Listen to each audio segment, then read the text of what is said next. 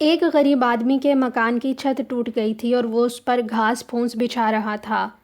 اتفاق سے ایک سخی امیر بھی ادھر آ نکلا اور کہا، بھلے آدمی، اس گھاس پھونس سے بارش کیا رکے گی، پکی چھت بنوا لو تو ٹپکنے کا اندیشہ جاتا رہے گا۔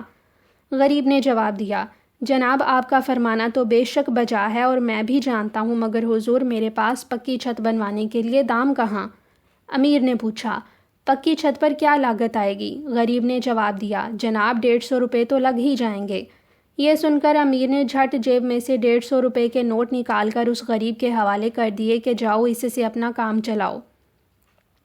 جب امیر نوٹ دے کر چلا گیا تو غریب کے پیٹ میں چوہے دوڑنے لگے کہ یہ تو بڑا سخی دولت مند تھا، اگر میں 500 کہہ دیتا تو اتنے ہی دے جاتا، میں نے غلطی سے کام لیا۔ یہ سوچ کر وہ امیر کے مکان پر پہنچا اور کہنے لگا، جناب میں نے اندازے میں غلطی کی تھی، چھت پر 500 روپے خرچ آئیں گے۔ امیر نے کہا، وہ 150 کہاں ہے؟ غریب نے نوٹ نکال کر پیش کیے تو امیر نے اپنی جیب میں رکھ کر کہا، جاؤ مجھے اتنی توفیق نہیں کہ 500 دے سکوں، کوئی اور اللہ کا بندہ دے دے گا۔